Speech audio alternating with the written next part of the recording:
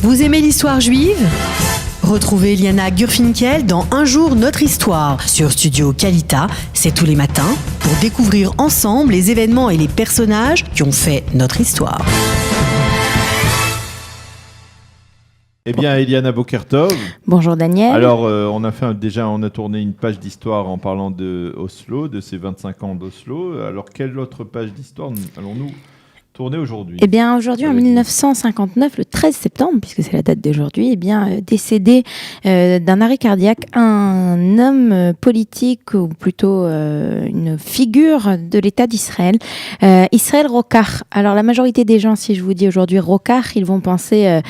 branchement de voilà, exactement. De la sortie de au nord de Tel Aviv, exactement. Mais avant que ça soit un embranchement sur la route, c'était un homme. C'est un peu comme Ben Gurion. Avant d'être un aéroport, c'était un homme aussi. Il ne faut pas oublier. Et c'est donc de lui dont j'aimerais vous parler, qui était le second maire de Tel Aviv du 15 novembre 1936 au 13 avril 1953. C'est pas mal. Après Dizengoff. Alors, je vais vous raconter son histoire. Il est né à Neve Tzedek déjà en 1886. Sa famille fait partie des fondateurs de Tel Aviv, de Neve Tzedek, donc du premier Tel Aviv.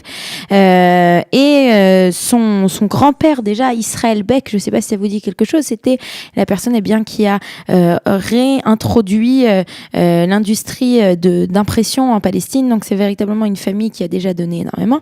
Alors Israël Rokach, je peux vous assurer, il parlait français. Pourquoi est-ce que je vous dis ça ? Parce qu'il a après avoir été quelques années au Heider, il était à l'Alliance israélite universelle et surtout, il a vécu en Suisse, il a vécu à Lausanne où il a étudié à l'école polytechnique. En fait, son métier de départ, c'était un ingénieur électrique, mais il n'a pas véritablement, il a vécu de 1920 à 1922, il travaille en tant qu'ingénieur électrique en Angleterre, pardon, et ensuite, il retourne à Yafo, où il va commencer à ouvrir un petit magasin d'électricité, mais au final c'est pas ça qui l'intéresse. Ce qui l'intéresse lui, c'est sa ville. Alors vous savez à quel point il aimait sa ville.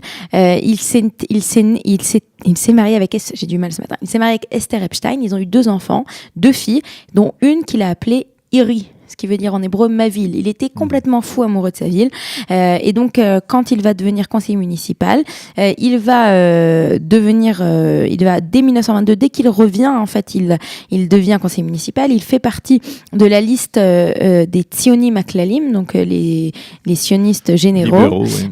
Voilà, et qui est un parti qui est plutôt centre droit, on va dire ça comme ça.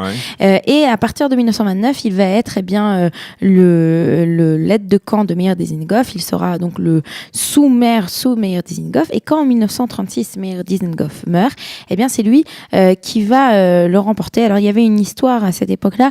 En fait, la personne qui était censée prendre les commandes de Tel Aviv, c'était Moshe Shelouch, qui faisait partie du parti des... Moshe Shelouch, ça c'est connu. Voilà. Moshe Shelouch, c'est un des fondateurs de Neve Tzedek. Exactement. Il devait y faire partie des partis donc des Poalim, donc des travailleurs. Il était originaire d'Oran en Algérie. C'est pour ça que je connais bien. On va... Oui, il n'y a pas que des Ashkénazim qui sont arrivés là-bas. Non, ça, ce serait une erreur de dire la chose. Voilà.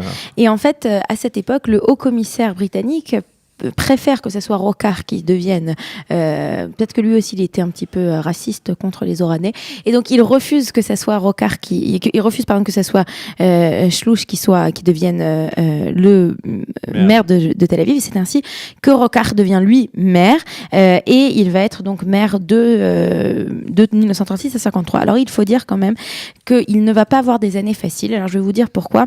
D'abord entre 36 et 39, donc juste après qu'il devienne maire de Tel Aviv, on a la révolte arabe, une révolte arabe, donc qui, même à Tel Aviv, aujourd'hui, on a la tendance à croire qu'à Tel Aviv, il ne se passe jamais rien d'un point de vue sécuritaire, mais à cette époque, il y a eu beaucoup de problématiques, donc il a énormément travaillé afin de sécuriser sa population. Ensuite, pendant la Seconde Guerre mondiale, on en avait parlé, vous vous souvenez, les forces italiennes ont bombardé à maintes reprises Tel Aviv, donc à nouveau, il fallait construire des abris, des Miklatim, etc.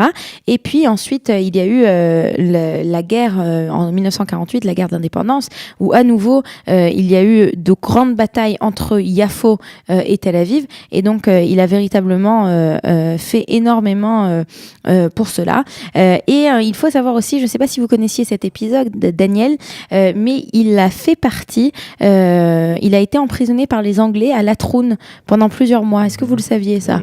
Eh bien, parce que pendant plusieurs semaines, entre début août 1947 et septembre 1947, parce qu'il faisait partie, c'était un membre, c'était un élu municipal, et il a aidé le Lechi et le Irgun. Peut-être qu'il faisait partie des personnes qui ont aidé à cacher Menachem Begin à Tel Aviv, et donc il a été emprisonné pendant quelques semaines. En 1952, Israël Rokach se retire de la politique de Tel Aviv.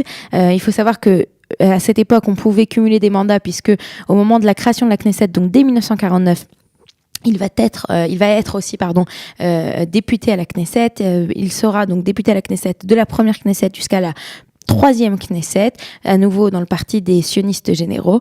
Il sera aussi membre du comité des finances, de la commission des finances à la Knesset, et donc il aura une vie politique bien remplie.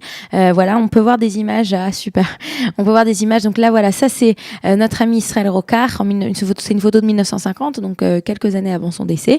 Et on peut voir aussi, ça c'est un timbre qui a été fait à sa mémoire, comme vous pouvez le voir, en train de travailler avec en dessous l'ancienne mairie de Tel Aviv, dans lequel il a été maire. Voilà, donc c'est Israël Rokach. Et il y avait une troisième image, voilà, ça tombe, donc quand il est décédé. De Trumpeldorf. Exactement. Voilà, vous êtes bon, Daniel, vous êtes bon. Et voilà, donc c'est donc d'Israël Rokach, qui n'est pas seulement qu'une partie de l'autoroute d'Ayalon, qu'un embranchement, mais qui est bien plus que cela. Et c'est donc de lui dont je voulais vous parler, cet homme qui était amoureux de Tel Aviv et qui avait appelé sa fille Iri, ma ville. Merci beaucoup, Eliana, de nous avoir rappelé l'histoire de cette personnalité donc de Tel Aviv. Nous allons sans transition, après un jingle, passer à la revue de la presse et des médias israéliens. Il est déjà 8h50 sur. Vous aimez l'histoire juive ? Retrouvez Eliana Gurfinkel dans Un jour notre histoire sur Studio Kalita. C'est tous les matins pour découvrir ensemble les événements et les personnages qui ont fait notre histoire.